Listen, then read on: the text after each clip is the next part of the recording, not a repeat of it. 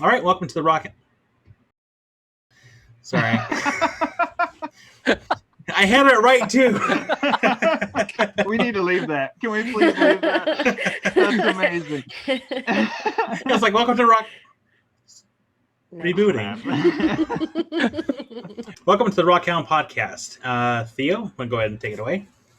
Yeah, sure. I'm here representing the Guild of Creative Channel Names. My name is Theo Kellison, and my channel is Theo Kellison.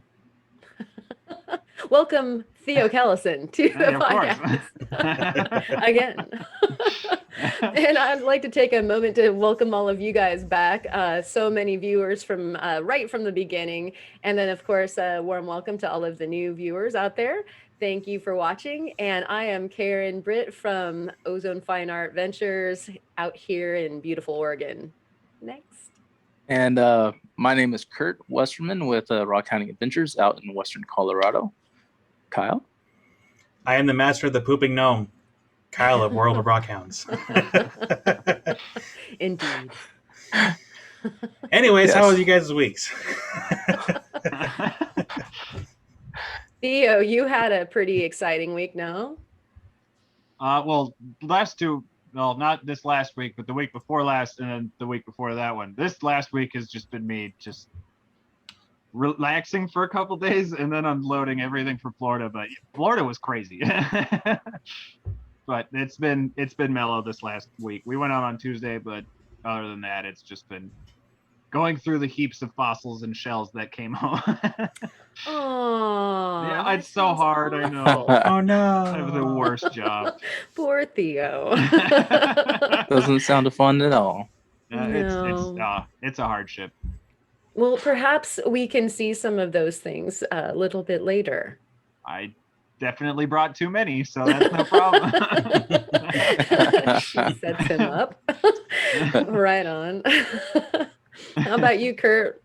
Well, my week's been pretty good. I got out yesterday on a quick rock hunt out in Rifle on the Colorado River. Didn't really find too much, but I mainly like I try and get out to make a video for that following Monday, but this video was a little bit more towards my sister just had a new single drop. She's an artist, so nice. I was going out to make a rock hunting video so I could use her music in it. So that'll be super cool. Sorry.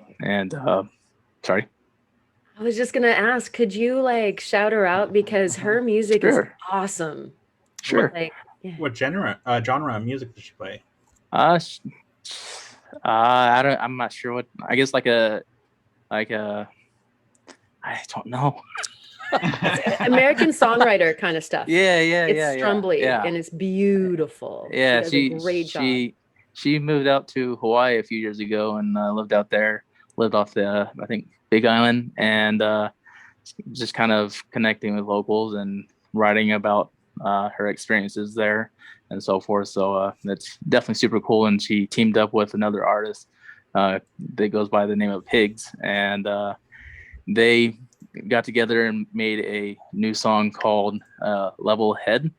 And so I'm gonna have that in my video. And that song can be it was dropped today on every major music platform. So you can definitely check it out. What do they search for?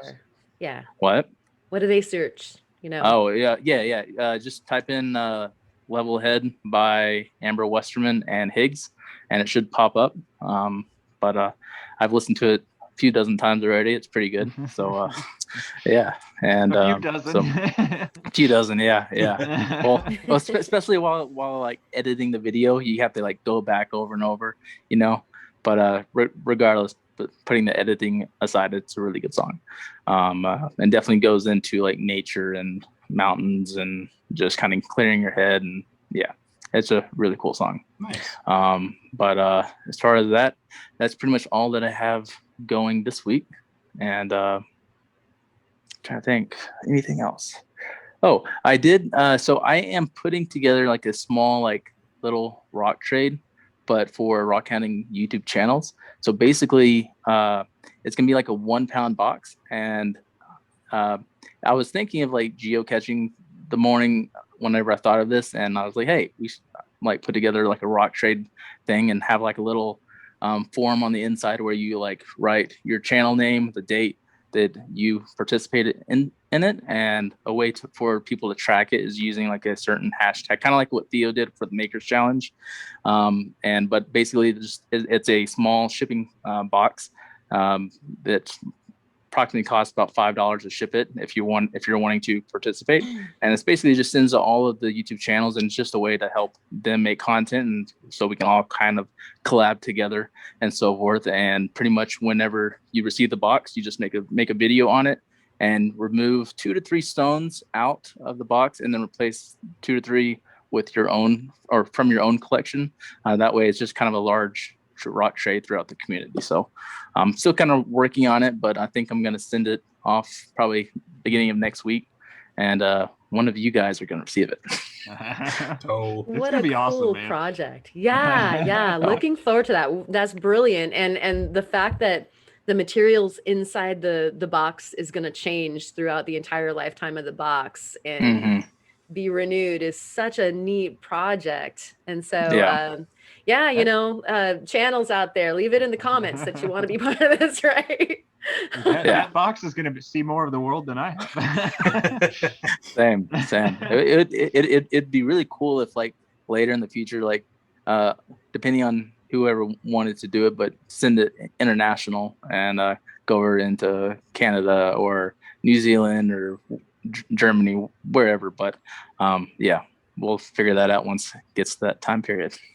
But as far as that, what do you have going, Kyle?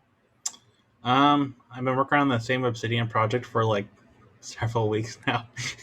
But it's almost done. It's like I got 2 pieces done. I just need to get the other 2 done, and it's one of those things I keep getting distracted, keep getting pulled away, and it's a lot of the things is stuff I can't control. Plus side is my shop is super clean, well organized. Always. I wouldn't say clean. There's still some dust and some other areas that need clean, but I'm looking to get that done, and then that way I can start on my 1,000 subscriber milestone video that I've been wanting to do. And I'm hoping by the time I have that video done, I should actually have reached another part of the milestone when you get to 1,000 subscribers, and that's the 4,000 watch hours. Because I would like to be able to monetize my channel. I'm not going to hide that, and I'm hoping that when I get this project done, it gets a fair amount of views and helps generate at least a little bit of income to kind of help fund some of the things that are in the shop. That way this hobby can start funding itself, so I'm not putting as much of my own money into it. But I'm excited to show what I've been doing. Definitely. Well, oh man, I've had some good times and I've had some bad times this week. The high times where the sun was out and we got to work on the garden, and I was totally feeling you, Kyle, because I kept on stopping at my rock piles. I loved your last video because like, ooh, a rock. Yeah. Oh, what's this? You're nice. And so I was supposed to be doing yard work, but I was mostly playing with rocks. And then I got out there to do some more boulder opal cutting from the matrix ironstone, and I broke a really good one. Oh no. So I'm sure there will be a video. I think that this needs to be shown, like just my heart coming out of my chest, and I'll edit out any of the vernacular that isn't appropriate, but there was that. I think it's really important to show the mess ups, because I think it creates an unrealistic precedent when you don't, because it's kind of the norm, You can be a master of what you're doing and you're still going to ruin some rocks sometimes, Yeah. No, totally. I always try to show the failures every now and then. Yeah. There's nothing like, holding shards of opal in your hand. Like, how? What? I've been there. Yeah. It hurts so bad. No opal hurts as much as Australian, like Lightning Ridge or Boulder opals. Like those two, those are awful when you ruin those. Yeah, I think like some good black opal would have like probably hurt me more from Lightning Ridge. This was Boulder, and I kind of knew that it had some undermining, as far as the way that it had formed, and so it was just one of those things where the entire iceberg came off the top, and I was like, Oh. No. At any rate, I still have to send you a picture of that boulder I got. Yeah. It's like this big, and the entire top is opal, and I can't touch it. It's too nice of a specimen, and I cannot do anything with it, which sucks because it could make a lot of really nice jewelry. But yeah. No, I can't touch it. It has to stay raw. Some pieces are spent like that, though. Yep. Yeah. It can be like a retirement piece if you need it to be. I'll set it right next to my big old gigantic ammonite, and they'll be my retirement fund. Right. Yeah. Like Lapidary Day was saying last week, it's surprising how the different materials come up and down in the market, and how easy Boulder Opal was at one point, a couple decades ago, and now it's just yeah. So you hold on crazy. to that, baby. Oh yeah, it's not going anywhere. Well, it was a gift, so I was never planning on selling it anyway, but it's like I have such an opal brain that I see that fire in there. I'm like, oh, I want to cut it. No, you can't cut it. Oh, but it would be so pretty. No, don't touch it. No. Two people on your shoulders. Yeah. No, I totally get that. Eventually, my shoulder angel is like, just do it. Come on. It's like, no. Yeah, no, I get it. It's hard to not want to do that. Even the pieces that you want to work on, but you have other stuff going on, and if you start on that, like, you're kind of rushing it, and then stuff messes up. Like, I have a beautiful piece of big chunk of fire obsidian that I want to do, and it's not just one layer; it's multiple layers, and it's very bright purple, like bright purple. You had me at purple, and it's sitting in a container, and I want to work on it, and I've actually showed it in one of my previous videos, but I'm not going to touch it until I have everything off my plate. Like, I don't have any pending projects, I don't have any pending rock stuff. That way all my time is focused on that, and my brain isn't somewhere else like, oh, hey, I need to do this and this. Like, it has to be precise on that project. I can't think of anything else. My shop will have to be perfectly clean. No distractions. Just crank music and just like focus. I love hearing other people's work methods, because I don't know, I don't think it's a good thing, frankly, but I'm really good at compartmentalizing, so I can have like 19 projects going at once, which probably isn't really a good thing, actually, now that I think about it. Yeah, me too. And I would never get anything done if everything had to be clean. Yeah. My shop is Well, my shop does get dirty. Like, it's been kind of cluttered. I had a large order kind of scattered across my table. You guys might have seen it when I might have did like behind the scenes, like get stuff all over the tables. But I'm like, yeah, I can't have that right now. Like, stuff needs to get put back where it needs to be. Yeah, I mean, you would not like my shop much. Well, I'm surprised I haven't gotten in trouble like with my normal day job, because my desk, there is nothing on it. And you would not think that anyone even works at that desk, because it's so barren, and yeah, I'm waiting for someone to be like, do you do any work? I'm gonna be like, yeah, I do. It's just when I come in, don't want to have any distractions, or like, because if I have a cluttered desk, I'm not gonna focus. Like, it's not gonna happen. Yeah. I hear you. I kind of the opposite as Kyle. More, I guess, with y'all too. Whenever I'm working on something, I have to have other things around, either tools or just in case I need it. So that way I'm not like digging through my pile of random whatnots and looking for that specific tool. So my space is normally not super clean, but it's somewhat clean, kind of messy, and so forth. But yeah. The funny thing is, the clutter doesn't bother the workflow at all. I need to do multiple projects so that I can work like efficiently, because I'm really bad like carvings and fossil prep. They just take so long that you just get bored, So I always have like 15 projects going, so when I get bored of one, I can hop to the other because like you can feel yourself getting less productive as you go. It's like, all right, yep, time to pick up something different. Yeah, Yeah, that's why I that's like. smart. Yeah, that's why I like like if I'm working Obsidian, I'll typically take a break and polish agate or something else that's a little easier to polish. Just kind of get a refreshment and then come back to like, okay, I did something easy. I can come back to doing the more tedious one. So, yeah. Right. Or you might need an esteem builder if you're breaking opals or something something that makes you feel better. I still function properly. Yeah. Can't you glue the opals back together? No. Oh, Not that sucks. yes. Actually, Some- yes, you can. Yeah, you Okay. can actually. Some Yeah. not Boulder, I don't think though. Like Not it doesn't hide the cracks the same way that others do. Is what I've heard anyway. Yeah, if you use a vacuum, you can get pretty darn good and pretty Yeah. darn close. But it's not good form. And Yeah, I think my grandfather would reach down from heaven and slap Yeah. me upside the head. It feels like cheating. It would not be okay. It really feels like cheating, honestly. Yeah. I did it once, and it was a really nice opal that I really was sad when it crazed because it just dried out. And those some of those I don't even remember what kind it was. I think it was a Brazilian opal, but they can wow. craze really, really bad sometimes. All opals, I don't even mean like one specific type, but they can craze really bad, and it sucks because you never know until you cut it, and then you come back like 2 weeks later and you see little cracks forming inside of it, and you're like, oh no. And then 2 months later, it's just like Wellos. Yeah, actually, I don't have bad luck with Wellos.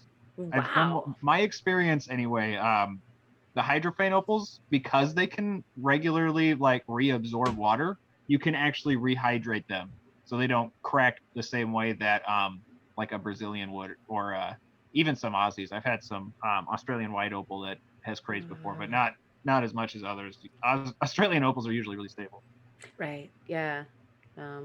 Wow, we got high centered on opals there. Sorry. Yeah, sorry guys. It's okay. I can't talk about opals and have me just I have a pretty good container of Spencer, Idaho opals, and I know those tend to craze pretty hard too. They sure can, but oh man, if you get a stone that doesn't, you're in for a treat. They're amazing. I gotten lucky, and I think I had a couple pieces, and they're kind of bulky, but I'm like, if they didn't craze, I'm just gonna leave it the way it is. Like I'm not gonna push my luck on that one. I have one from Spencer that will never leave my private collection. It's a like full rainbow spectrum honeycomb pinfire, and it's incredible. Wow, sounds amazing. It's so cool. Yeah, a lot of people has make some really cool stuff. And they flay a lot. You might be going along and working the material, and you've got like just the perfect opal, but then it'll throw a shard. And so a lot of people make the doublets, and in that regard, or a doublet or a triplet. And in that regard, you're totally 100% allowed to use the glue, Absolutely. and you call it stabilization, and then you're on the fast track to a pretty opal. You just have to come clean, and that's what you did. Yeah, absolutely. Triplets are really, really common with Spencers. Yeah. We were gonna go out there this summer, and then I learned that you don't get to keep everything you find. That the owners of the mines, if they can take any find that you get if they want to. So there's really no guarantee that you get to walk away with your finds at the end of the day. I was like, drive me crazy. I don't think my heart would allow me to do that. Yeah. Yeah. Like as bad as I want to, I can't imagine finding like a really nice fire opal and then saying, "Yep, we're gonna take that." You don't get that. It would be like the situation with Kyle and his limb cast. Yeah, exactly. It's the same thing. Yeah. It is. What do you mean? It's like everything but that. Yeah. You're camped out like for an entire year. I'm not leaving until. Yeah. It's forever in my dreams. Oh man. So, Karen, what kind of questions do we have on the list? Oh man. So I just want to take a moment to thank everybody for being super generous about, asking some really interesting questions. We're not going to get to all of them right this second. And at the same time, I would love for anybody who does have questions for us to leave them in the comments, because we will do another Ask Us Anything. And so we're going to go into some Asking Us Anything stuff here. There were so many really good ones. It's hard to figure out which ones to start with. Although, I think that this is an interesting one. This is kind of a little bit more personal. Ashley Conte wanted to know if our families enjoy the rock life too. And so, those of you who have people that you bring along or don't, what do you have to say about that? Who wants to go first now? Because my answer is very quick. It didn't matter. So Alexis comes with me every time, but other than that, the rest of the family's interested in it, but they show no interest in actually going out for it. Other than my niece and nephew, we're actually going to be taking them out to do some crystal digging here in a couple weeks, month maybe. But other than that, no, it's me. They appreciate the things that I make, and they get excited about seeing the things that I make, but they have no interest whatsoever in doing it themselves. So you have a support group more than necessarily like a posse that you take with you. Oh yeah, I have cheerleaders, but if I am not doing a collab, I am pretty much always hunting by myself. That's a good refresher, though. Yeah. I'm just really used to it. Alexis comes with, but she only looks for 20-30 minutes, finds the best find of the day every single time, and then goes sits down and knits. So it's back to by myself again.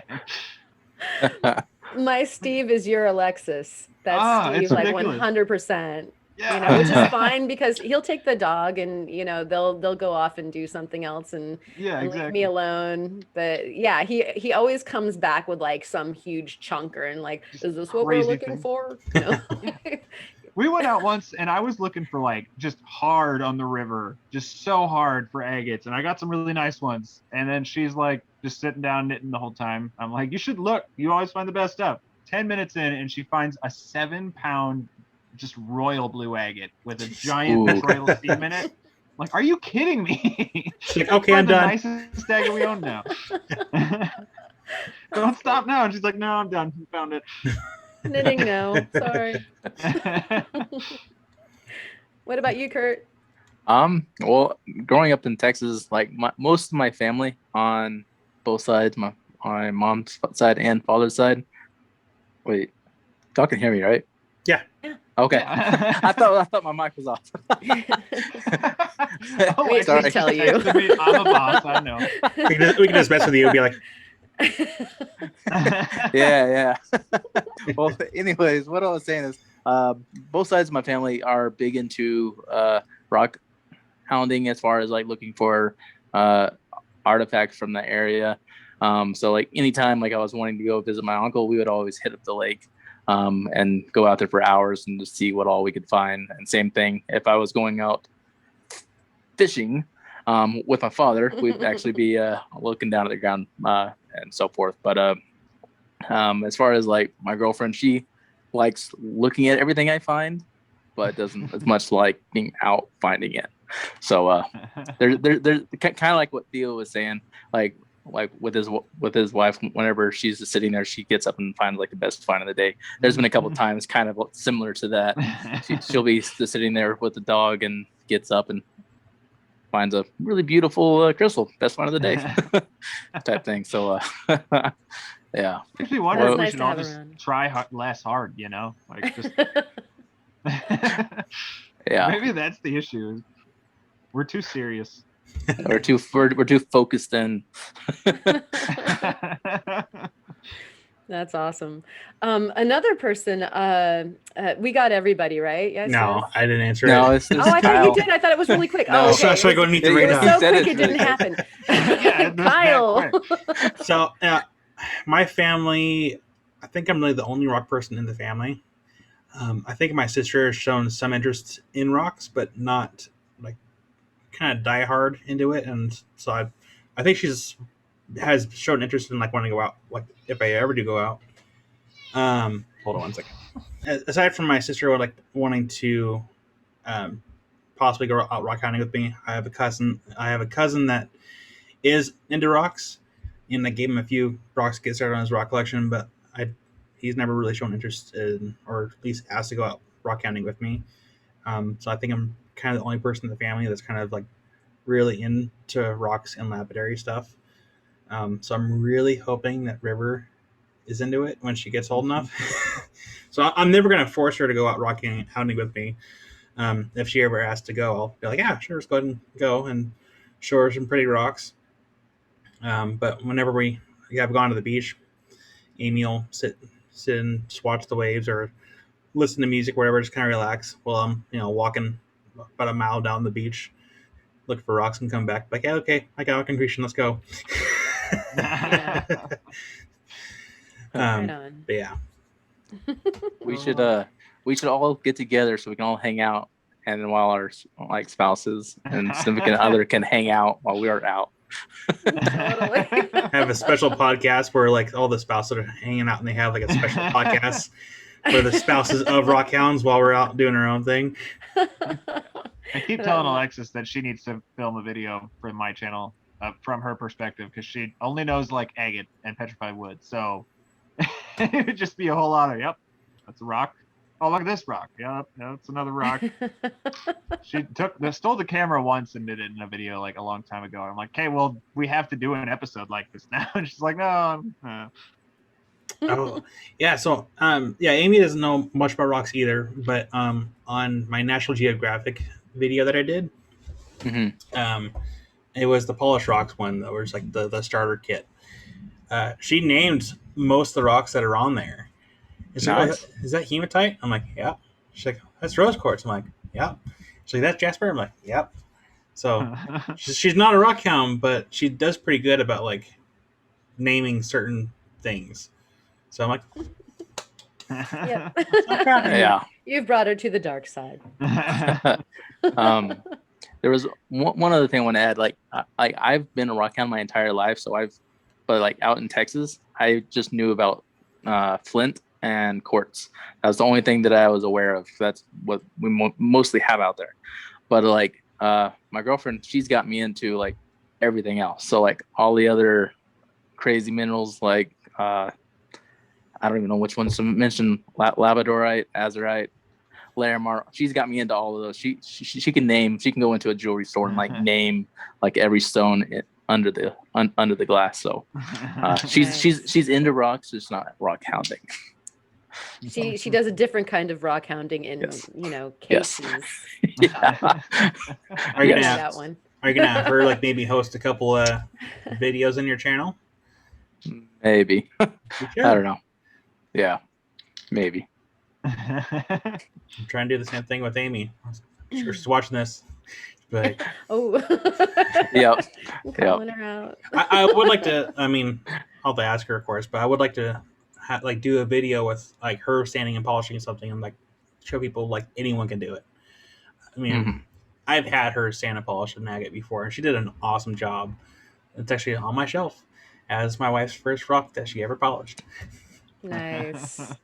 That's awesome. I think I tried making Alexis make a cab once. She 5 minutes in, and she's like, "I'm seeing how long this is going to take, and I have zero interest in this." Oh, Good for her for being honest. You should. Yeah, she's very honest. You shouldn't have started with cabs. You should start with a basic cut and polish. Well, she saw me making calves because I was getting ready for a festival, and she's like, "Oh, let me try." I'm like, "Yeah, here you go. I'll set you up with this. Here's a septarian. This is going to be soft. You're going to be able to get this done real quick." Nah, I don't like this. No, this is going to take a while. I'm good. Hard pass. Pretty much. She's like, "I'll go out with you and occasionally find rocks with you, but no. You do all the work. I don't like this." We should have I want to say a contest, but we should have a spousal version of lapidary. All right, give our spouses a rock to work on and be like, let us know when you're done. Let's see how it turned out. I think Steve would just hand it back to me. Yeah. Think. Oh, bro. Yeah. Alexis would just say It'd be no. quick. Same. He actually is interested, when we have some room for a big saw, he said that he would be interested in a big saw. And so, and that suits me fine because I am definitely more dialed into the small stuff. I would love to facet very small, little gems. And so he can do the macro and I'll do the, the little guys. That's it would be interesting to see what everybody's spouses come up with. Some definitely more into it than others for sure. Maker's Challenge. Spouse edition. I think my husband would make me a rolling pin. Like, darn, That's it. Well, that actually is a really good segue into the next question, because a bunch of people sort of asked the same question, but in different words. And it harkens to the Maker's Challenge. So I'll read specifically. Donald Levesque asked, how do you guys show off your polished agates? But also Carrie Little and a gazillion other people asked, what do people do with all of their rocks? And so there's kind of a twofold question there. What do you do with your specimens, and what do you do with your rocks? And so I thought that was kind of juicy. And who wants to take it? I can start off with this one. Yeah. So like with just like my rocks that I pick up from the river and so forth, I'll normally just set those on the outside of the house. They're not all that special, but for some reason they were drawn to me. Where like the other my better specimens, I will, if I can, display them somewhere in the house or on my like workbench. And then a lot of them also, as you guys saw recently, my collection, they're all boxed up in bags. I don't have a whole lot of space right now, so they're just boxed up. But when I can get to them, I plan on polishing and making them more presentable to where I can put them on displays around whenever we get more space, where I can build shelving and so forth. But pretty much the ones that are in the box are just sitting there waiting to be worked on, where the basic rocks that I pick up are outside of the house, even though it does hurt my heart that they're outside and not inside. If you're cold, they're cold, right? The PSA. That's interesting. I know that one of the brass tacks that one of the folks was asking kind of more in a pointed way was, how do you display, and so I know, Kurt, you've got some kind of interesting directions with how to display your material. There's different ways. Like, I mean, there's easels that you can buy or make and display them on easels, or like there's certain slabs that I want to polish, and then I plan later in the future framing them, putting them underneath a UV protective glass just to kind of help prevent like sun damage. And yes, it's rock, but it can still get sun damage. So certain like high quality or more rare specimens, I definitely want to polish up and put them underneath some UV protective glass, and so forth. So there's a lot of different ways to display. You can make objects for the Maker's Challenge, or and display them online for everyone to see, or you can put them into a nice fancy shelf in your house or office or on your desk and so forth. So that's kind of my answer for that. What about y'all? Well, Kyle has his answer visually staring us back in the face. I mean, it's kind of a toss-up. It depends on what it is. Like I have, of course, my private collection. I have rocks in the garage that are in special Tupperware containers. That's like opals, fire agates, dinosaur bone that I want to use for projects. So that's more project material. And then, of course, I have my like 14,000 pounds of rock in the backyard that I probably shouldn't have gotten as much as I have, but it's an investment. I mean, I got my private collection, have project rocks in the garage, but I also have stuff that's going to be an investment for down the road. So if I want to start selling rock as a rock shop, I have the material for it. It's just finding the time to make time for cutting and polishing to have product to sell. That's my answer. Nice. What about you, Theo? Well, I have my private collection, and then I have my like stuff that is I keep raw. I pretty much keep everything raw until there's a plan for it. Like I don't ever. I'm weird. I probably in that sense, but I don't like cut or polish anything until there's like a route for it to go. Just mainly based on a lack of space, but. Like I will never polish a cut agate, for example, or slabs until I know that they're going to be getting listed or they're going out on shelves or something like that, just because it takes up more space. Because it's another place where I need to keep something, in a safe container where they're not going to get all scratched up or something like that. So, other than that, everything is just like I've got my private collection and my stuff that is reserved for like jewelry making or my carving material. I have a big box of soapstone, and I refuse to sell a single piece of it because that is mine.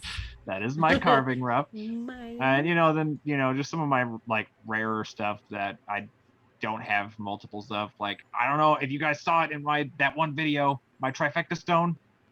It's literally a rock that has the Yellowstone River trifecta, like all in one. It is a piece of petrified wood I saw that. with perfect banded agate in it, and then on the top is a yellow jasper agate. And I'm like, okay, that's mine. Sorry. but yeah, other than that, it's just really boxes of rocks that either get sold raw or I make jewelry or carve or anything like that. Then they get sold. But nice. Sorry. Oh no, you're fine. I was gonna say I do have a question for you about that. Now, like when the first time we had you on the podcast, we talked about rocks or like rocks kind of being everywhere, like around the house, and you specifically said you don't have any rocks at your house. So I was wondering, is your private collection at your house or is it at your shop? It's at my shop, actually. At your shop. Okay. I was just kind of curious. Because otherwise Kurt was coming over. You will not find any rocks at my house other than the ones that I brought to show you all. Well, what about outside? Outside we have some, but even then, really not that much. Actually, yeah. They're all in boxes to either keep safe for like, as I have a cat that is a jerk, and I do not trust anything around him, so I don't bring anything home because I have zero confidence that it will not get destroyed. Kurt understands. Yeah, 100%. I feel you. But then there's other stuff like my 52-pound ammonite. I can't really hang that on the wall or something. It's huge, so it's not really like the kind of thing you can display very well. You said. I think Kurt and I could figure something out with like a French cleat, right, Kurt? Yes. Like, yeah, we could get that on the wall. My fear is I don't know if I have enough wall space for a 52-pound ammonite. Let's just make an end table out of it. Just have a nice oh my gosh, cast iron. No, you don't even have to ruin it. Just make a nice cast iron like structure, and then have it where it sits on top of there. Make sure it's secure, and then just put glass on top of it so people can't. Mm-hmm. That's a really good idea. Yeah, I see that. Yeah, I'm just like seeing somebody putting down their like hot coffee mug on it or something like. Oh gosh, hence the glass. It's completely calcified with amylite too, so I don't want any liquids touching that thing. It would just be like a sponge, honestly. You gotta send us a picture of it. Yeah. Yes. Yes, send me a picture. Yeah. I actually have one on my phone already where I'm like holding it, and it's literally like it's huge. It's massive. So you've stymied the question there of like, what are you going to do with it and how are you going to display it? Well, not until I don't know. When I have room to display it, I will put it on a pedestal like a Roman museum or something like that. Oh, but out in the middle of my entire living space, so no one can enter my home without seeing it. It's amazing. Laser beams, alarm system, like a Mission Impossible grid system around it. So a velvet rope. Won't get it. Yeah. Yes. You should you should put it like kind of like what y'all were talking about, like a table or whatever, but like encase it in like a 1/4 inch, not glass in case it breaks and then scuffs it up and stuff. But I almost said something I shouldn't have said, but but like use like 1/4 inch acrylic, which is like plexiglass. Yep. With the UV protection, so it preserves colors and everything. And I think that would be really cool. When we get a new place, I'm planning on we're specifically looking for one that has 2 extra rooms, one for her to have her yarn space and my like indoor crafting stuff, because I do a lot of like painting and that kind of stuff. But then one room is just going to be our like dedicated to showing off our cool stuff, because we got a lot of cool stuff. That's cool. By chance, does it react to UV light? It does fluoresce. It does. Well, then, like if let's say if you were to build a table with a like a shadow box thing, line the inner edges with black UV lights, so that way you could flip it on. That would be sweet. That would be so a cool. Disco ball over the super top. Fluorescent. Just kidding. Yeah. Yeah, that thing's amazing. Wow. But what about you, Karen? As far as rocks and what you do with them, how you store them. So, I, like everybody else, has piles in boxes and whatnot, and in the back downstairs. And having had an art gallery, I actually have like a mini gallery downstairs. And so I actually set up a bunch of the old display cases and have them out. And so I actually still do appointments, because I'm doing jewelry and still in business. And so people come in and oh wow, and they have to go through all of the rocks and touch everything, and so they're just in glass cubes right now. The plan. Yes, it is. That's the plan. That's the plan. I still have a room I can spare at the moment. Yeah, and so it would be okay if nobody ever came over. I would still do it, because I just like going down there, and I'll turn all the lights on and just kind of fawn over like my preciouses. So that's my dirty secret. Thanks for asking, Kyle. Now you know. Yeah. Well, and then so that's the macro, and then again, like I love to polish and I think one of the things that everybody kind of has in common is it's so much fun to see inside. It's so much fun to see like into the host rock, to the gem or to the fossil or whatever. It's this ongoing discovery that compels you to keep on going. And so for me, finding the rock is fun, but I also really enjoy the process of getting to see like that mirror finish on the rock, so that you can see all of the detail of like the moss or the plume or whatever the mineralization is of it, or ma'am Lamboing a stone into submission and trying to find the fossil. So, yeah, I am using that phrase forever now. You just ma'am Lambo that stone into submission. Right. I love that. I'm sure he's flattered. I love that so much. Yeah. Can we make that a shirt? Yes. Yeah, we're providing merch for his channel at this point. Just make it for him. Right on. And so let's see. Are we on to the next question then? I think we all answered it. Yeah. Folks out there were wondering, because we all are YouTubers and rockhounds and amateur geologists and all sorts of different things. They were wondering, are we going to have different guests on other than the fellow YouTube channels? Are we going to invite some other folks on? And it was kind of fun, because I got to bait a few people in comments, because I was like, yes, and maybe we'll reveal some of those possible people. So do you want to say something, Kurt, about a potential upcoming guest? Are we ready to make any reveals? From Mars. Oh yeah, so I've been sorry, I completely forgot.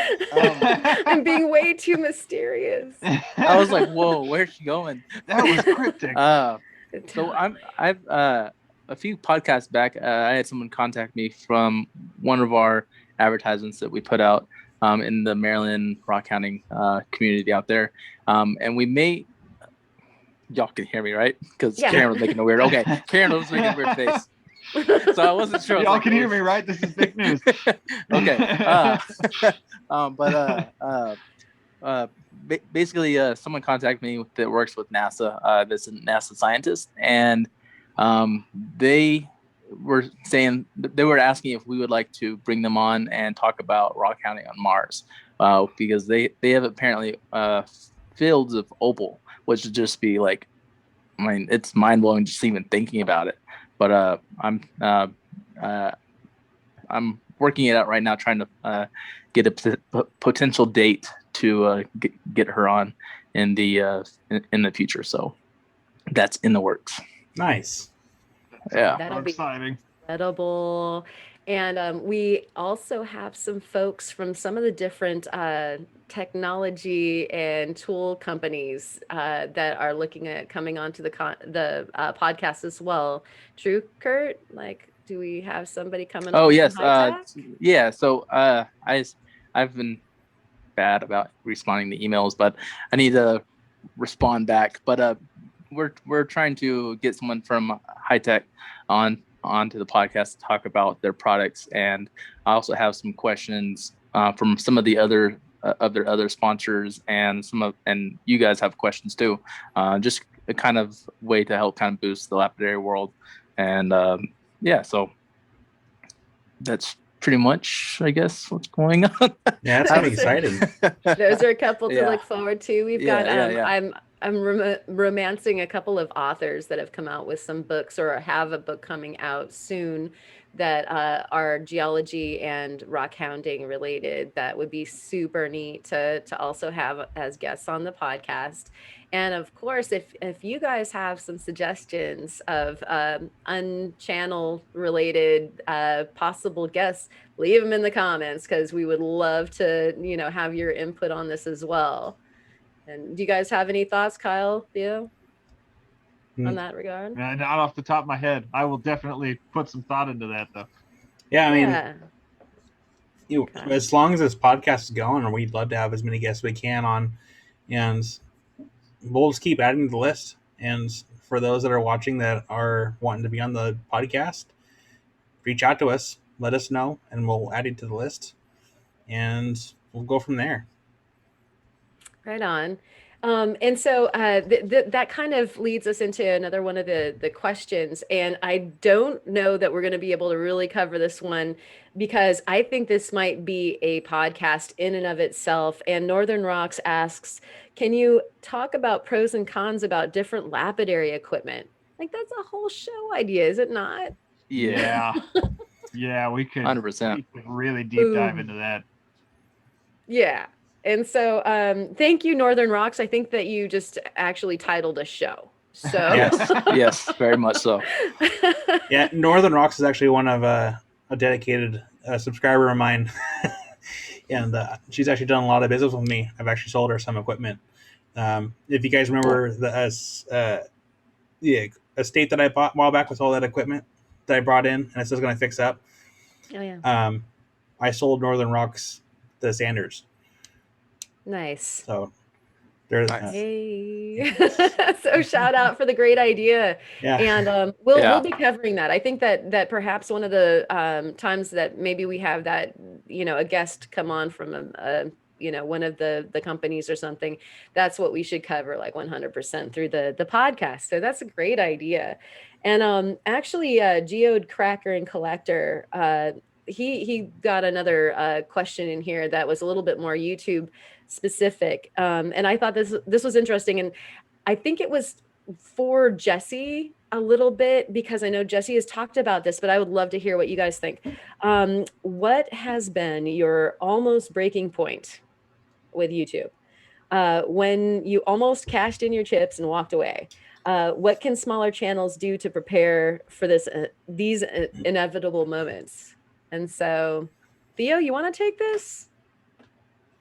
Yeah, I've never had a moment that I honestly, like, in my almost 3 years of doing it, I've never had a moment where I was like, I'm going to walk away. But I've definitely had moments where it's like, where I've wondered how worth it really is.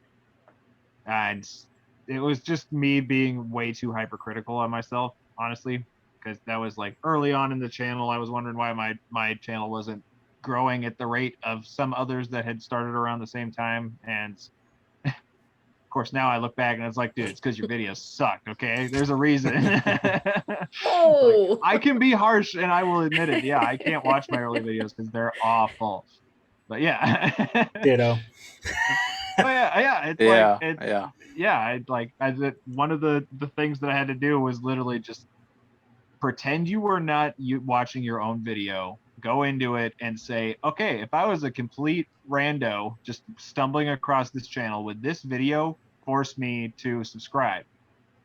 If the answer is no, look at all of your videos. Would any of these videos would you if you were not like, if this wasn't your video, would you subscribe to this channel after watching this video? And the answer was no every time. So it's like, all right, we need to change something here because it's not working. So I just never be too hard on yourselves. Just make sure to stay, which is so hard because your channel becomes your baby after a while, but it's hard to stay.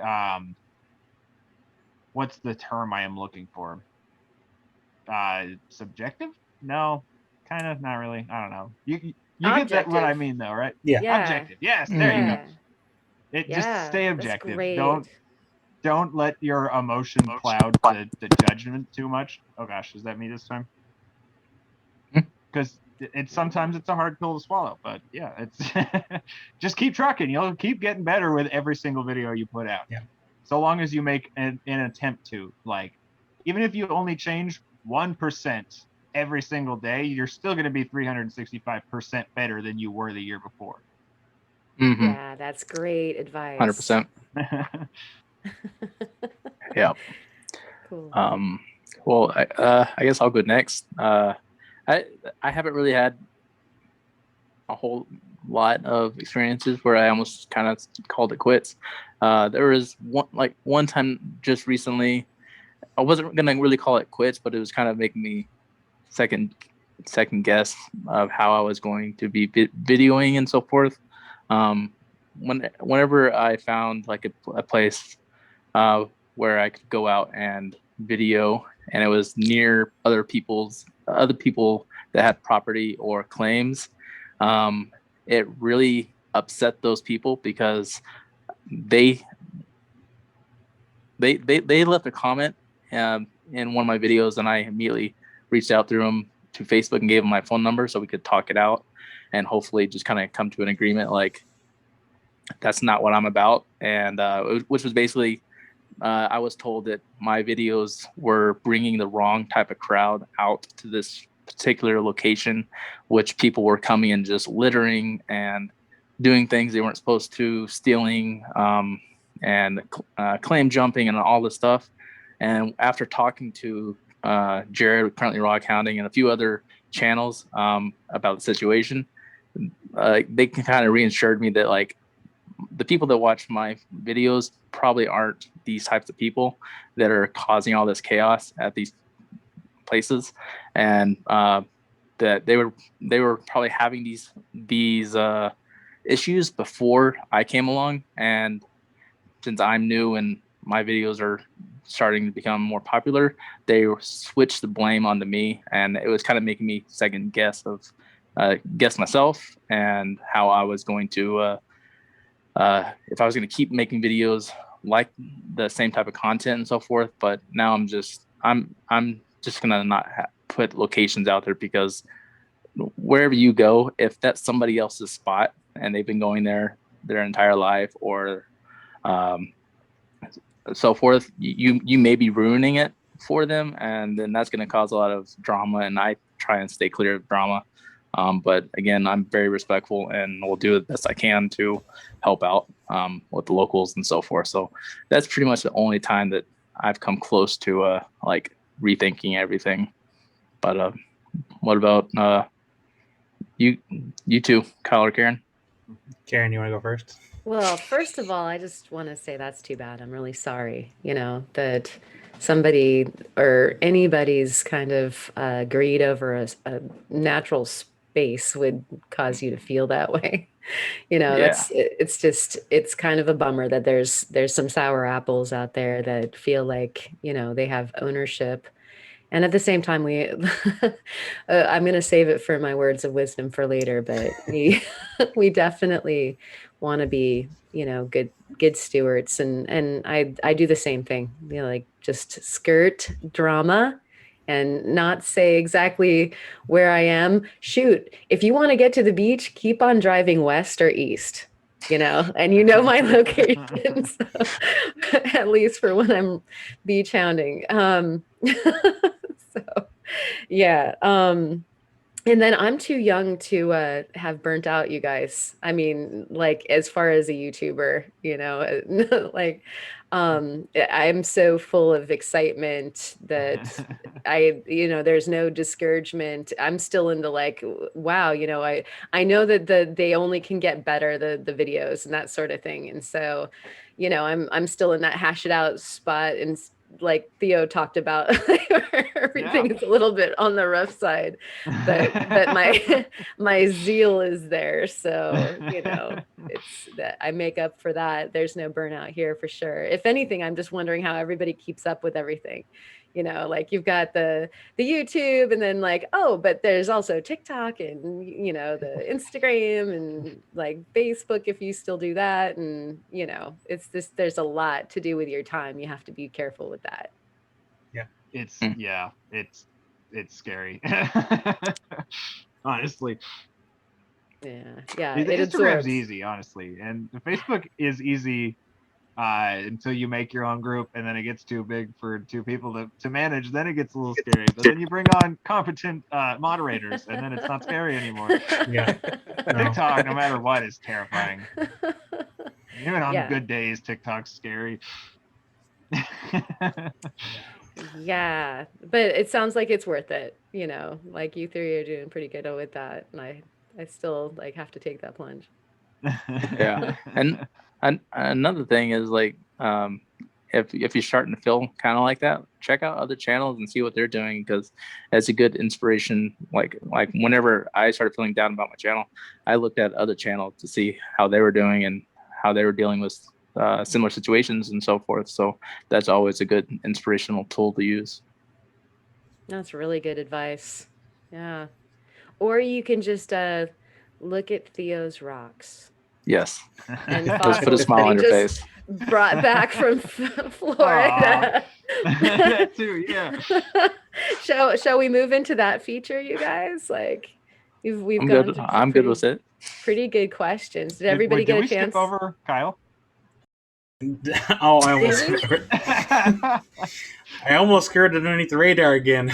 Did we skip you? Oh, I didn't swear, by the way, Kurt. Okay. Oh, you didn't? I think I almost did. I'll listen to it again. Sounded like it. It sounded like it. Do you want to pitch on this one, Kyle? So it's honestly hard for me to answer, because like if someone asks me a question like that, I'm not gonna lie, and like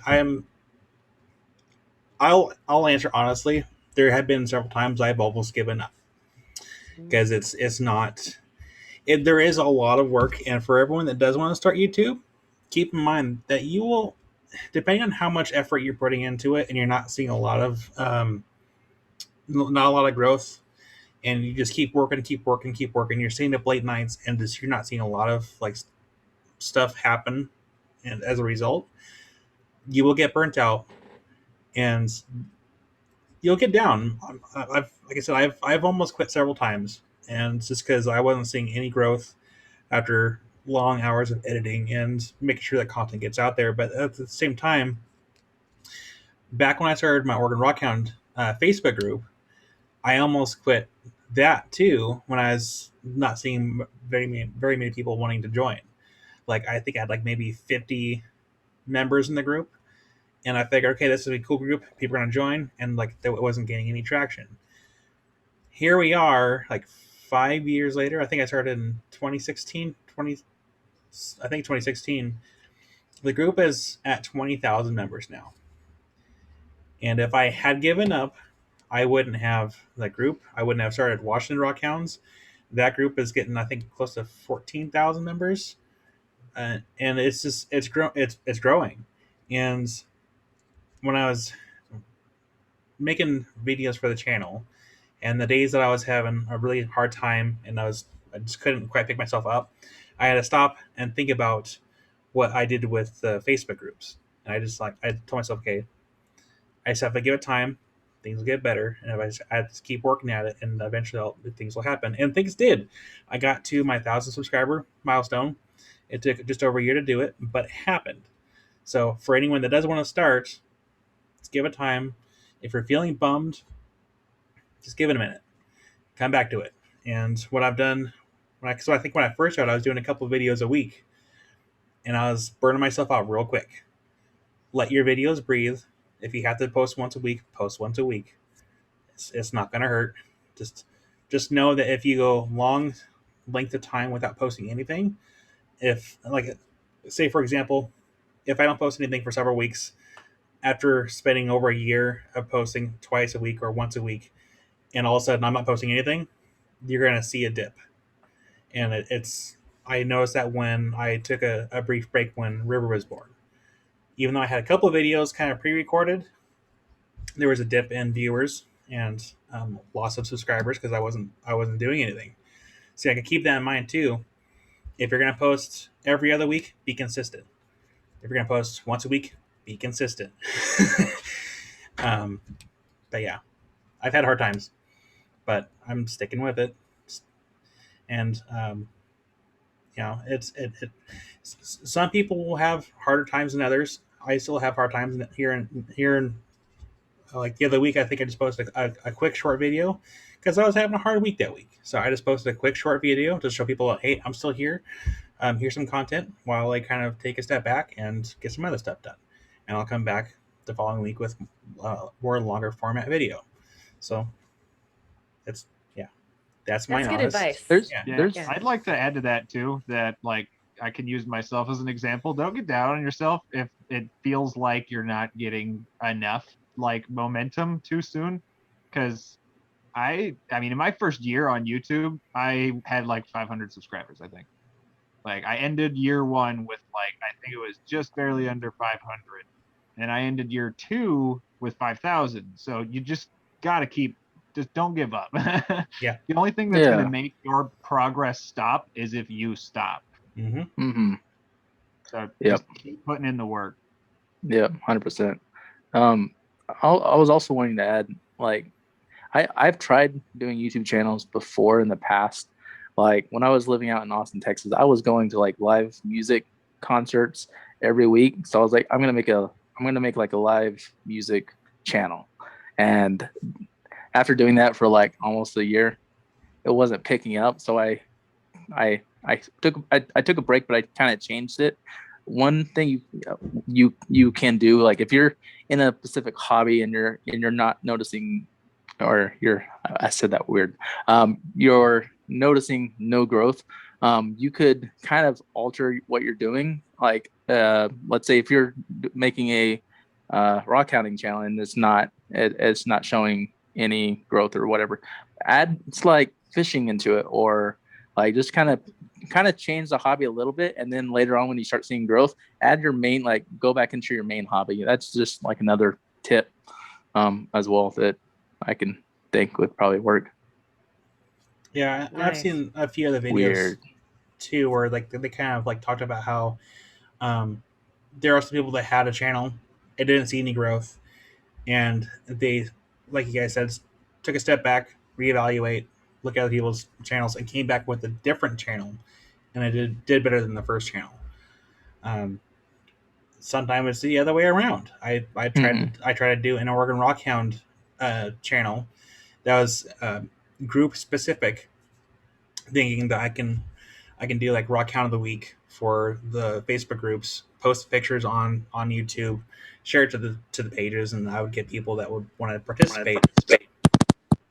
And it just didn't take off, and so I just cut it right there. I'm like, no, it was a wrong idea. It was a cool idea. I did really like it, but it was a wrong idea for how I was approaching it. It was trying to mix different social media platforms with different audiences, and it just wasn't taking off. So I think the takeaway that's really cool here from all three of you is that just like with our projects, there's a certain element of failure, and it's okay. Like you can have, show your failures, and then you can continue with your channel and, bring it out like the Phoenix and make it happen. yeah. And so, yeah, absolutely. that's really cool, you guys. I don't know. I've always believed that the opposite of success is not failure, it's quitting. So just stay at it. Totally. Failure is a part of just growing in any field, like it's if you don't fall down a couple times, you're not gonna learn anything from the experience, They're not I'd rather make something for the first time and mess it up, because then the next time I do it, I'm going to be able to do it way better than if I just winged it and it works perfectly the first time, because I didn't learn anything from that. Yeah. Well, and another thing, I'm sorry, Kyle, go ahead. Oh, I was going to say, like, don't call mistakes to learning opportunities. Yeah. Yeah. And a thing that you said, Theo, the first time that you were on, actually, was that you were sincere. You started being sincere. And I think that people really pick up on that. Like, when you're first starting, it's really hard to kind of know even maybe what your character is, or what's my channel, or what am I doing? Oh my gosh, I'm really self-conscious. Yeah, and then, absolutely. Yeah, when you hit your stride and you become sincere about it, people also, can read that, and they enjoy that. That's one of the things about Jesse and some of the other guests that we've had on, and you, that people get, is that like, wow, I really like your, I like hanging out with you. yeah, exactly. My early YouTube channel the point was to educate you, and it just doesn't work all the time. Tutorials are great, but they don't turn into communities, frankly, honestly. You can do tutorials for your community, but tutorial videos aren't good for community building. So I tried to be very educational in the start, and it didn't really translate to a community. And then I just started, wanting people to feel like they were hanging out with me and coming out on a hunt with me. And the community built like crazy. Because that's the whole point, is bringing you along with me, not just, I don't know, spewing facts in your direction. That's a great point, actually, right there. Is what's your motivation? What is it that you're trying to do?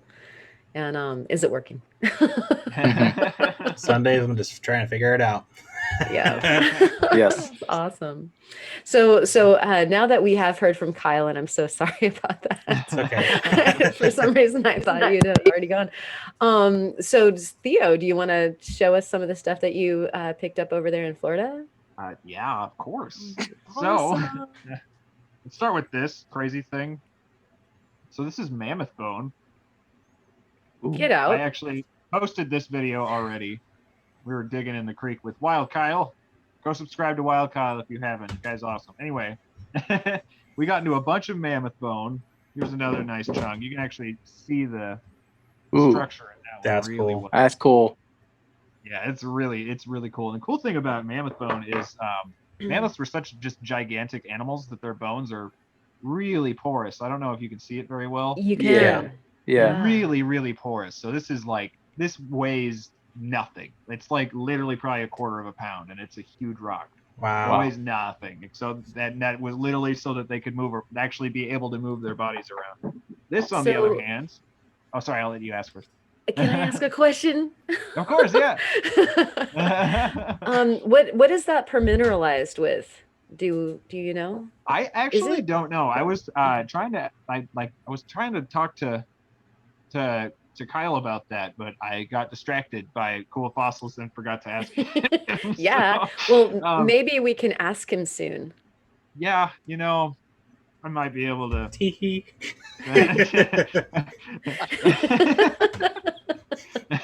We might be able to figure that out, Cool. But I don't know. Honestly, here, I can before I show you the next thing, I can just jump into this. So this is a fossilized shell from Florida.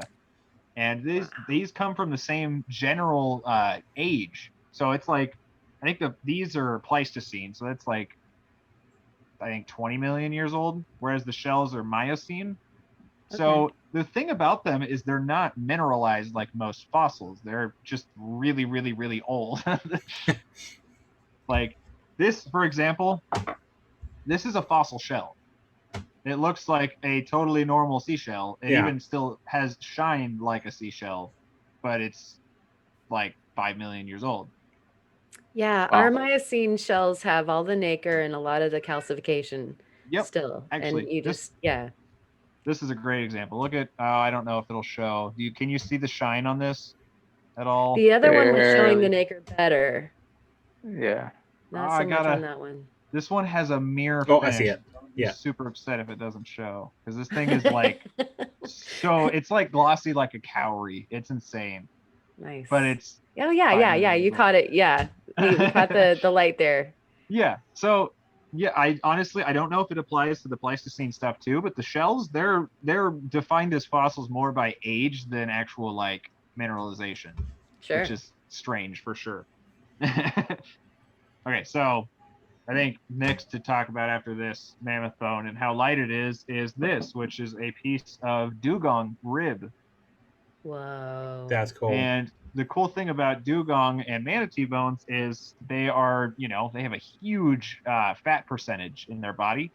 So they are naturally extremely buoyant. So their bones, you can see there's no like porousness whatsoever in that. It is just 100% solid. And this thing is heavy. And the reason for that is so that their bones literally weigh them down so that they don't float all the time. It's like literally the exact opposite of the mammoth bone. Dive weights. Nice. So I'm not going to spend too much time on these because I have posted this video. If you want to see good close-ups on these ones, you can go check out that video. It's my most recent one. Anyway. It'll be in the description. Yeah. Yes. Perfect. So this is awesome. So this is Pleistocene deer antler. What? You can see that nub. It's just perfect. That's cool. It broke off at the end, but it's so cool. And then Kyle's just the nicest guy ever, so he kept finding crazy stuff and then just going, yeah, here you go. So I need to go out there. Florida's amazing. Like, honestly, if I could afford it, I would have a second house in Florida and just be there as often as I can because I adore Florida. It's kind of like the polar opposite of what I experience in Montana, but maybe that's literally, yeah. Like two very different worlds, but man, do I love Florida. So this is a giant ground sloth tooth. Oh, no way. Ooh. Yeah. No way. That's cool. Yeah, and Kyle found this and was like, isn't that cool? And then he just casually handed it to me. Here you go. Yeah, here. You got any extras? I know. Just the one, unfortunately. I'll trade a piece of fire obsidian for it. Yes. Oh, throwing Oh, down. man. So this is horse tooth. Oh, yeah. Yeah. It's really cool. And again, Kyle found it and was like, you got any Florida horse teeth? And I was like, no, here you go. What age would the horse be from? All of the Pleistocene from that exposure, I believe, is Pleistocene is a pretty big range. I think it's like 5 to 20 million years old, if I remember correctly off the top of my head. So I don't know specifically how old that specific like exposure is, but somewhere between like 5 and 20 million years old. So I would wager on the older end of that spectrum because they are actually like you can really tell with the teeth and the antler that these are actually at least slightly mineralized. The other bones aren't so much, but yeah, I don't know, honestly. I think in the middle of that range would be probably a safe assumption. Nice. Wow, that's really cool. And then one thing we were finding, and I thought it was funny because I was telling Kyle about the stuff we find in Montana, and like some of our younger fossils in Montana are still like way older than the oldest fossils in Florida. So like the stuff we find in Montana is, like mid to late Cretaceous, but it goes all the way back to Precambrian. So yeah, that's a range of like 60 million, 70 million years old, all the way down to like 400, 500 million years old. Whereas the oldest exposure in Florida is still not Cretaceous. It's like 50 million years old, I believe. So it was weird seeing such a different time frame, honestly. Oh, I had it. Where did I put it? There it is. So this is something we found a bunch of, and this is actually pieces of turtle shell. Wow. You can really see the bottom hinge on that one, or if I can angle it. Wow. That's cool. It's really That's cool. This one too, you can really see how that's like the edge of the shell, Yeah. especially if I gosh. flip it over. That's amazing. Like really see that cross section. It's like perfectly just a little edge of a shell, and then this is just another one with some good texture on it. Still, you can actually see Yeah. the scoots. Mhm. That's cool. Scoots, sorry. And then we found one broken meg What? on that hunt. Wait, what is that We were again? It's a broken megalodon. Unfortunately, That's cool. Champa. Yeah. we were hoping for that complete one, but it was so frustrating too, because every single place that we stopped to screen at, we kept finding like every single spot we would find a broken piece of megalodon, and it was just so frustrating. Other than that, I'm not really going to go too much into these just because. I think any piece of megalodon would be a good piece of megalodon. Yeah. Exactly. Yeah. Exactly. Even if it was broken, I'd be like screaming, and people all over the state could hear it. So this is really, really cool. And again, Kyle just handed it over without even second thought.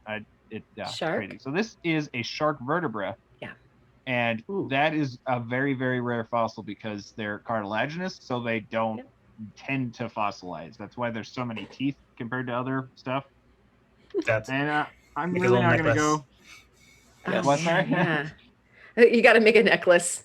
Oh yeah. Well, it's hilarious that you said that. That's literally what Kyle said. Like, man, you just have to string a loop through there. That or else Theo's going to make gauges so that he can wear it in his ear. So I'm not going to show too many of these. I'm just going to like do this because Oh, there's wow. literally a whole bag full of them. Oh, That's so cool. Just lots of shark teeth, mostly lemon sharks, but a lot of snaggletooth and reef, and a couple others. Stingray grinding plates. I actually got a stingray tail spine, ooh. which Whoa. was really, really cool. That Again, is- this camera probably will not pick them up. So if you guys want to see real good close-ups on these, I show these in extreme detail on my video. check out. But the yeah, video. that's pretty much all of the stuff for that. It gets a lot smaller from there on out from that day, so it'll be really hard to show you. Are you sure you um, didn't make those? No, they're not moss egg. You can watch that video too, folks. Yeah. I was pretty proud of myself after actually getting out and hunting for the teeth. I was like, man, I did a good job. I was pretty accurate. All right. Yeah. Man, Theo's making Wow. us all look bad over here. I You know, in fact, actually, I think that we should not have Theo on as a guest anymore. I think Oh, this is yeah. the last time. No. Aw. Yep. That's it. No more Yeah. Theo. I'm with you. Sorry. You're making us look way too bad. Yeah. All right, and I'll just take over and just, steal the podcast thing. Really? Really? Yeah, my new dictatorship. Yeah? Yeah, I'll you be want to? I'll be a stern but just ruler, I promise. You think? Yeah. No, probably Okay, not. let it be done. Little squeaky toy hammer. Door gavel. Wink. No, in reality, just tell me when to show up, and I'll smile and look pretty. Okay, so seriously, folks, welcome to the podcast, Theo. Yes. Yeah, I just realized when you said that we never actually, we're like an hour in or more, and we never Yeah. actually said that. Perhaps we should let everyone in on this. Yeah. So Yes. for clarification, Theo will not be won't be a guest ever again because he's going to be. No, he will not. He's going to be a host of the podcast.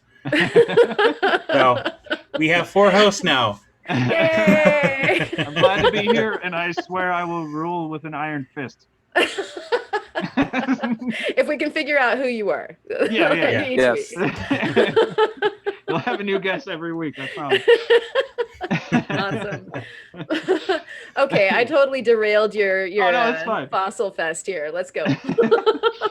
So these, we went out with WildKyle and Paleo Chris and Bree, and we were screening in a creek for seashell fossils and calcite, like seashell calcite fossils, which are just insane. But These are amazing. Like we found some crazy stuff. I only brought 2 from that day. That video has not come out yet, but it will be soon. This is a Ooh, massive preview. King's Crown conch. Yeah, a little sneak peek of 2 of my favorite finds from that day. This is a King's Crown conch. That's cool. Wow. They do not get this big. Like Except for that one. that, yeah. Like you don't find modern ones this size. Like they're usually like that big, you know. So they don't get this huge. And then my other favorite would be this. If you look close, you can see that little ridge in there, right here. Oh yeah. It is supposed to be smooth all the way around. This is actually a freak shell that deformed while growing.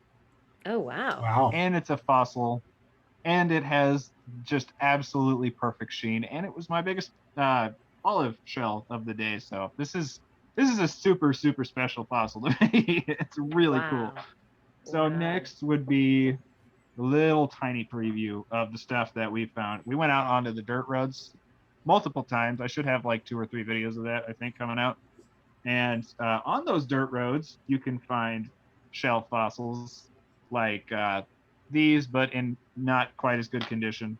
And clam fossils, Oh yeah. much older clam fossils. And they fill with sediment, and then you get beautiful crystal pockets Wow. Nice. inside of the fossils. And I got a bunch of these. Again, I only grabbed like 3, but this is really cool. So this is a whelk, actually. If you look closely, you can see the kind of shape of it, like the spiral. Yeah. If I Oh yeah. angle it properly. And the whole thing is calcified. And inside of the, here, I'm trying to, where's my camera? There we go. That hole right there, it's like literally a calcite geode, which I doubt very much that my camera's going to pick it up, but it literally, the entire inside is just full of dogtooth calcite. That's awesome. Are you Cool. gonna prepare that? Yes, absolutely. I can prep it, and I'm planning on opening it up a little bit more, because the scribe can actually do that safely, and it's gonna look so cool. I can't wait to see that one finished. And this Me is neither. a phenomenal piece of that calcified whelk. Again, actually, if you look, you can see, where is it? You can kind of see the outer like shape in here. Yeah. But if you turn it here, it's going to be really hard to see on camera. But that's actually the center spiral. So that's like, where's an example? Oh, right here. That's like that part. Gotcha. That spiral right there. But again, it's not going to do it justice. These crystals in here are just crazy. But other than that, on the dirt roads, you can also find some crazy shells. So we found a spot where we got into like, I think my count was like 20, 21. Can you hear me? Sorry. Yeah. Okay. And when you find them on the road, you can only see about that. Like that is what's sticking out of the ground. Luckily, I'm a diehard sheller, so I know what I'm looking at when I see that. So you dig them out, and we seriously got like 15 or 16 of these. Dang. That's crazy. Insane. Just beautiful lightning whelks and knob whelks. They're fantastic. I could not believe that we got so many of them. Yeah, And that's in the dirt crazy. road. Yeah. In the So middle of how the are dirt road, you- like literally cars have driven over this fossil, That's crazy. and it's just fine. Yeah.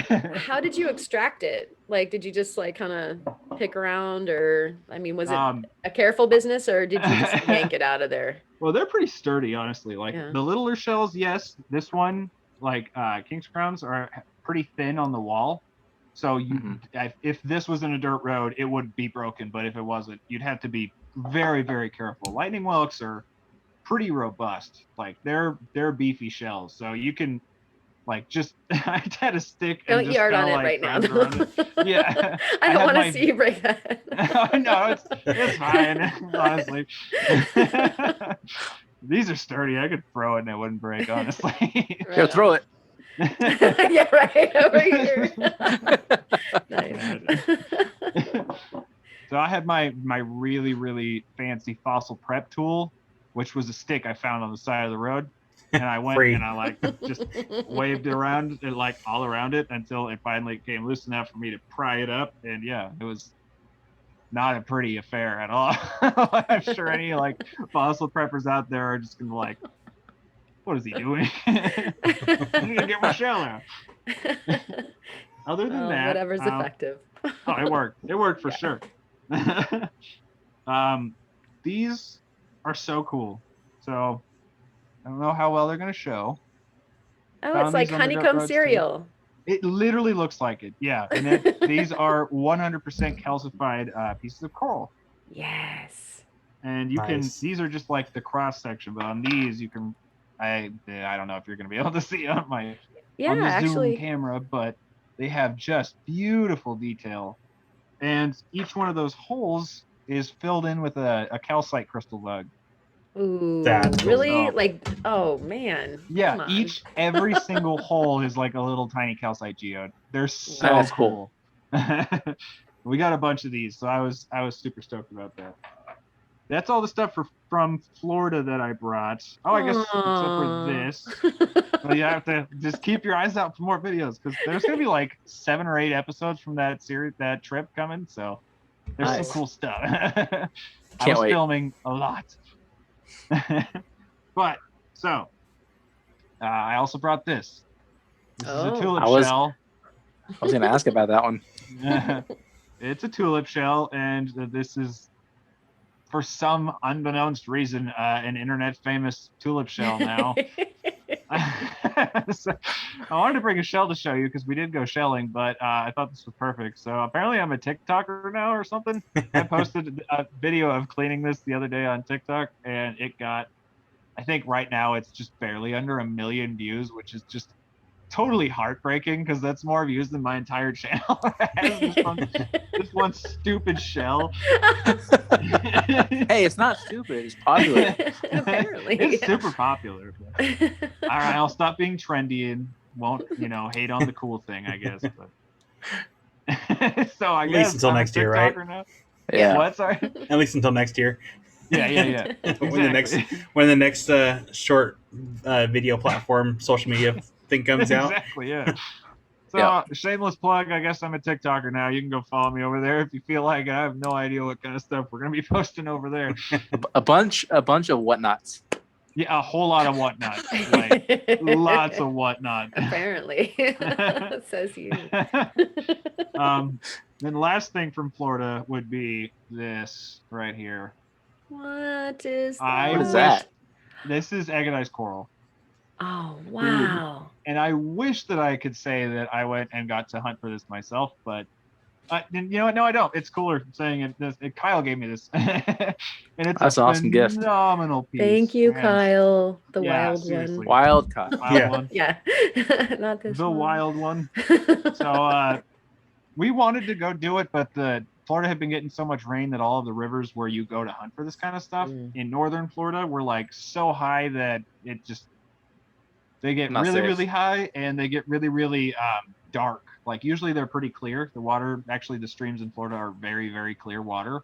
But after rain, there's so much like foliage and stuff that the tannins in the leaves stain the water like just weird. red. And it's really, really hard to hunt by sight when you're, So yeah. So next time.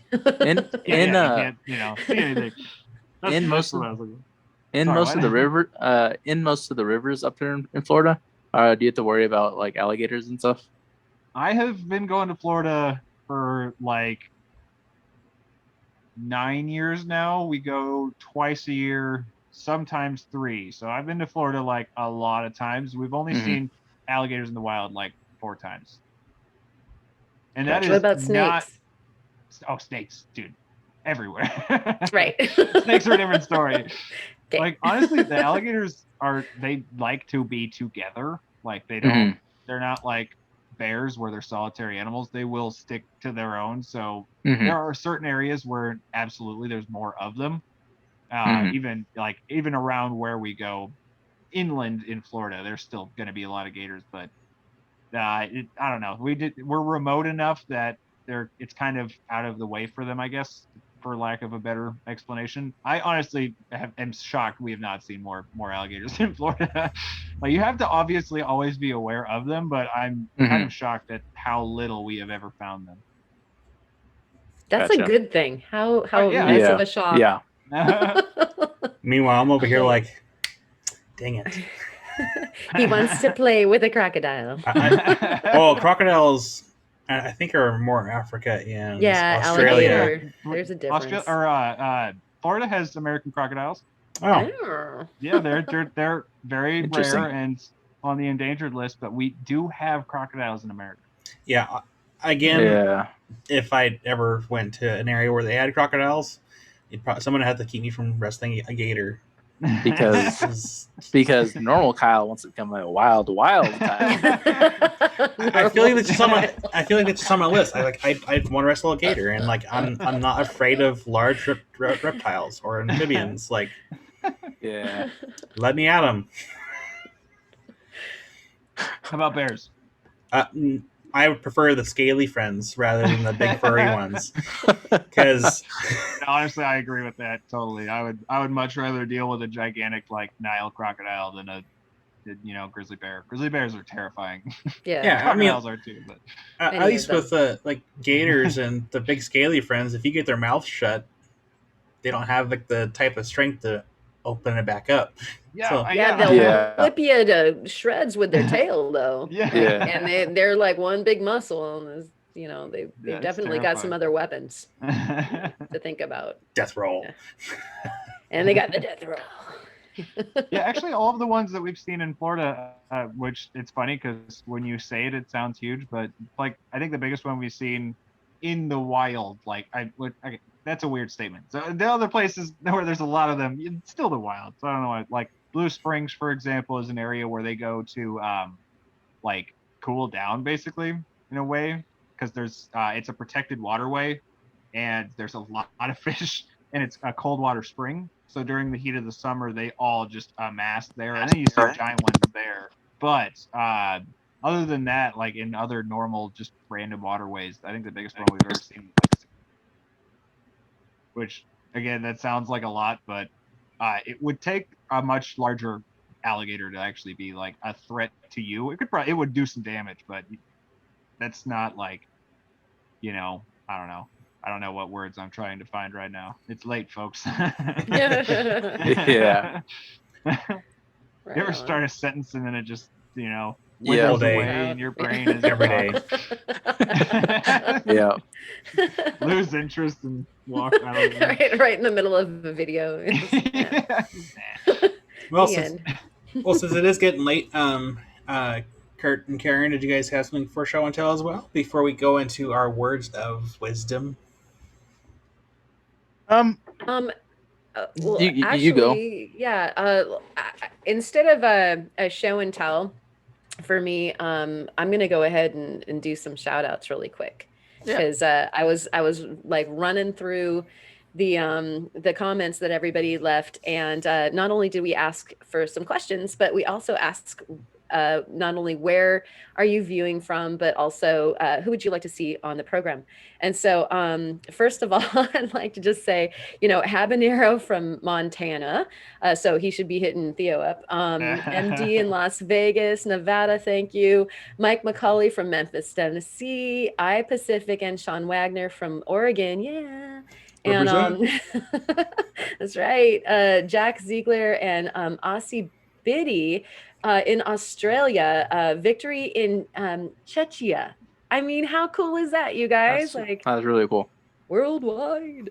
That's awesome. Alexis from Washington State, EBJ Hart in Torbay and Devon, Nancy in Florida. So she also wanted to know where to go rock hounding in Florida. I think we kind of just gave her some tips. Jenny Betts and also Susan Fisher in California. We've got Jim in Michigan and Susan South Island, New Zealand. And so we got people, tuning in from all over the world, which is like super duper cool. And I definitely wanted to thank you guys for letting us know that, we've got some reach around the globe. So if you are tuning in tonight and you're tuning in from somewhere, which you probably are, you can drop that in the comments, and we can give you a shout out next time. Also, Mam Lambo, Rob from Michigan rocks. A faceter of any kind, but a German gem cutter comes to mind. These are channels that people have requested. Also, Kate from Katie Did Rocks, Adam from Thirst Fast, Liz Create, Crystal Collector, WildKyle. What? I don't know if we can do that. 2 Kyles in one place? I know. Is it would possible? be preposterous. I don't want to mess with the fabric of space and time. Which surely it would. Create great waves and riffs. Ragnar Rocks, Agate Angler, Montana Rock Mom. How's she doing? I went out hunting with her on Tuesday. She's doing really good, guys. Awesome. Sweet as. Nice. Okay. Pioneer, Polly, and Dan Hurd, of course. Me my Minor. God. Right? Oh, Me Minor. And how is he doing? Every Does single anybody- person you've listed off, I'm like, yes. Of course. Well, you know, the podcast fans have great tastes, you guys. They And of course, Quest for Details, and the list did go on, but I just wanted to give that little shout for everybody. Thanks, everybody. Yeah, thank you. And thank you, Karen, for listing all those names and Yes. locations. Because if you had asked me to do that, it would take me 10 times as long to do what you just did. Yes, same. Right Just on. abbreviate everything. I'm just gonna speak code next time, like for 1 minute. Read it off in binary. Yeah. And then on to Kurt. Yes. What was the question?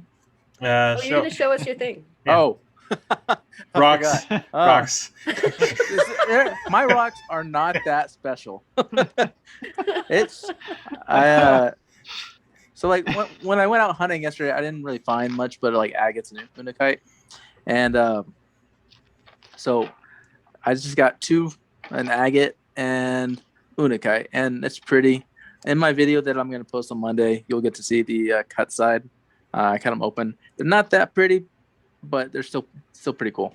So I'll send pictures to you, Kyle, so you can put them on while I'm talking. But that's Awesome. those are my my finds this week. So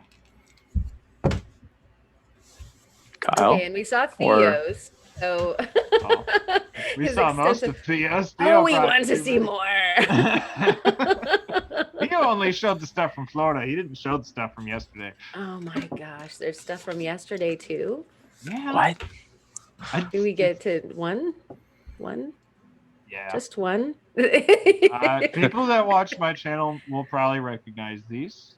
We finally got back to Bear Canyon, which I am super happy about. These are fortification agates that have just phenomenal druzy geodes. Yeah.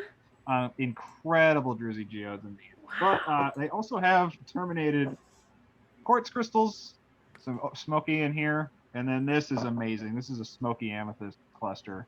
What? That's awesome. That's really cool. So beautiful. I love getting up there. Look forward to that one coming soon-ish. I record I always have 6 videos done at a time, and I never know what's coming out when. So That's maybe it'll kind be of a Florida video. It might be a fossil hunt. It might be Bear Canyon. Even I don't know, folks. Wow. Cool. That was the wonderful sneak peek. Thank you. Yes. Just very short. Mm-hmm. Kyle. Yeah. What So have you got?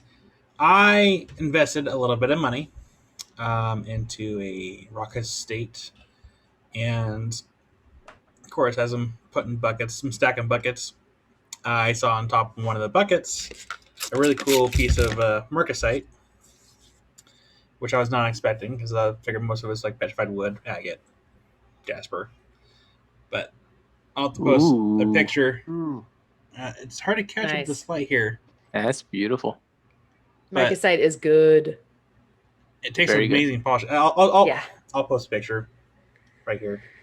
But it's beautiful stuff, and I think I only have a couple pieces in my collection, so this is really awesome to find. Might just have to put it on the top shelf because Is it for sale? I don't know yet. Right now, in a bucket. If I do sell it, what I might do. I might cut it in half and then sell the half and then keep the other half. What I find really interesting is because we have a place here up in Sweet Home where the owner of the I think is the owner of Hollywood Ranch, or the previous owner of Hollywood Ranch. Like, he started his own rock shop, and it's still called Hollywood Ranch, or We Got Rocks is, I think, their business name. But they had a 55-gallon drum full of this stuff, and you walk by it and you can just smell the iron. Yeah. And I'm like, it's interesting. Like, you just walk by it and you just smell it. Yeah. But yeah, it's beautiful stuff. I'll have to be sure to post a picture here because it's hard to get a good video on this camera.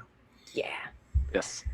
I'm gonna cheat and go like, I just released a video with these things in it, and so you don't have to post a picture. People can just go check out the video on my channel. It's this blue jasper that I got from Cliff Walker Rockhounding, and it's from BC, and it's really juicy, amazing stuff. And it's a mystery because we don't really know what it is, and so Yeah. people in country. I was just gonna say it turned out really beautiful in the way you did the video, introducing like Cliff and like his footage and stuff was really cool. Yeah. Oh, thanks. That was a fun collab. Yeah, it was kind of like a different approach to what you normally see, but it was super cool. Yeah. Yeah. Well, Kyle turned me on to Filmora, and it's a video editing program, and I was actually cutting my teeth with it while I was cutting that video. And so I was like, how about if like I go back and forth between a whole bunch of edits, like, just to, hash it out and figure out how to do the whole thing. And that turned out really fun. So thank you for the feedback. Yeah, Although I can't tell you, like, there had to be 100 different splices in that thing. It's ridiculous. At least the program is pretty easy to use. Oh yeah. I mean, we're not sponsored. I want to put that out there. Nope, we're not sponsored. yep. It's just Not it's at like all. I told Karen, I told a couple other people too. Is like, I've gotten that product and I'm not sponsored in any way. I like it. It's simple to use. There is a little learning curve in how to use some of the functions, but it's easy. Yeah, it was very intuitive, and that's why I think I just thought I would just throw down the gauntlet and like, what happens if I do 100 cuts? And so a bunch of voiceovers and some music and whatnot. And so yeah, that was super duper fun. And so does this segue us into words of wisdom? Yes. Yes. Can I take it from here? Yeah. Take the baton. And so I actually got a lot of feedback from a lot of different people in the last week. And it's funny because it's kind of piggybacking on some of the pains that Kurt has been having too. There's a mine owner, a claim owner, that was complaining because he just found a gazillion cigarette butts at his place. And if you go someplace, like, leave it nicer than you found it. If it was yours, how would you want it? And it's not. It's nature. We're in somebody else's house, like, all the birds and the bees and the deer and the bear and the crocodiles and whatnot. So my word of wisdom is diplomacy. Yes. Nice. So like, go there and be a good diplomat, okay? And be just leave no trace, and of course leave it better than you found it. And we want to make a good name for all of us that are going out there. You don't want them going like, oh no, it's these guys that are just gonna come take stuff, and leave a big mess. Like, be a good diplomat. Okay. Leave a negative footprint, basically. Yeah. And I guess I'll take it. I'm kind of go along with what Karen was talking about, that last section. But whenever you're going out rock hounding and you're digging, cover up your holes too. It helps just like keep the landscape in a better condition than just leaving your holes everywhere. Because then once like the more and more people that come and dig in that area, it just tears up the landscape and just doesn't look that great. And again, then like if it's in the area where there's claims and stuff, people complain and more drama and so forth. But also, I wanted to say, whenever you go out rock hounding, if you have no tools, that's perfectly fine. You don't need tools to rock hound. Just use your eyes and your mind and imagination and so forth. Like when I first started rock hounding, I didn't have anything. I would use rocks as my chisels and shovels and sticks and so forth, and then kind of build up from there. So yeah. So those are my words. What about you, Theo? Or get good sleep. You know, like, round your diet out well. Don't smoke. Huh? I feel like after all of my good points earlier, my brain's like, crap, that's all 3. That's all the 3 points I have. So, those are good. You know, take your shoes off when you get home. Yeah. You know. Don't track in the mud. Yes. Yeah. Don't track in mud. Yes. And if you don't get enough sleep, drink plenty of coffee. Definitely helps you on your Oh my gosh. on your hike. But not as much as I drink. Yeah, not as much as Theo. Avoid the quantity of coffee that I consume on a regular daily basis. It's not healthy. But I'm like, literally just said, eat healthy, like have a healthy diet, and then not even 2 minutes later, I'm like, yeah, I'm super unhealthy with all my coffee. So my last word of wisdom would be take anything I say with a grain of salt. And isn't salt bad for us too? So I mean, I'm sure just like existing is bad for us. Yeah, literally, yeah. Cosmic rays are going to kill us all anyway.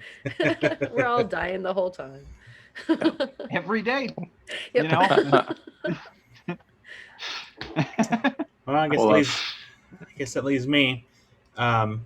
Yes, my words of wisdom would be to listen to your gut. If you're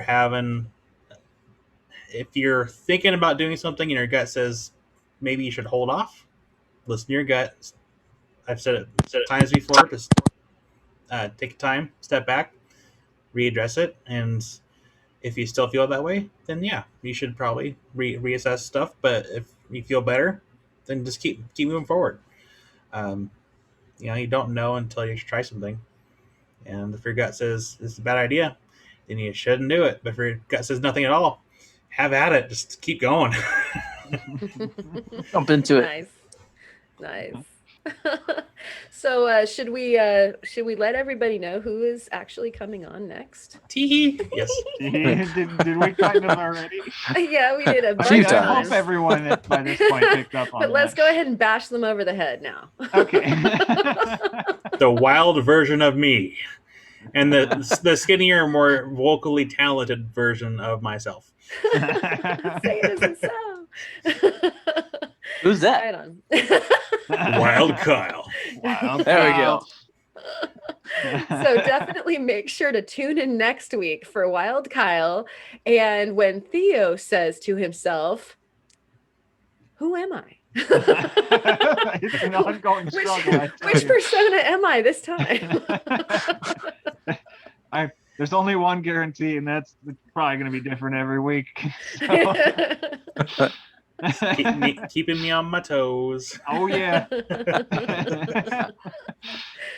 Well, right on. Well, thanks. Welcome to the podcast, Theo. Thank you so Thank you much for having everybody. me. Yes.